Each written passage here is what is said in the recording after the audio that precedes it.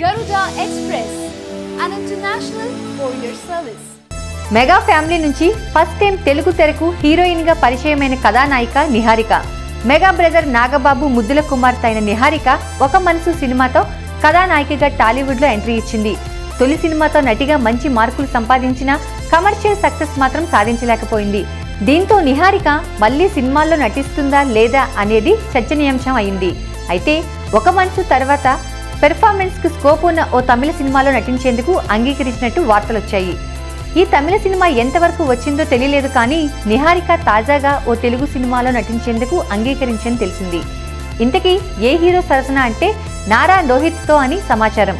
నారా రోహిత్ హీరోగా పవన్ సాధినేని సావిత్రి అనే సినిమా చేశారు. ఈ సినిమా తర్వాత మళ్ళీ వీరిద్దరూ కలిసి ఓ సినిమా చేస్తున్నారు. ఈ సినిమాలో నారా రోహిత్తో నటించేందుకు నిహారికను సంప్రదిస్తే కథ విని ఓకే చెప్పింది అని తెలిసింది. త్వరలోనే ఈ సినిమా సెట్స్ పైకి తీసుకువెళ్లేందుకు ప్లాన్ చేస్తున్నారు. ఒక మనసు సినిమాలో డాక్టర్గా నటించిన నిహారిక ఈ సినిమాలో ఎలాంటి పాత్ర చేయనుంది?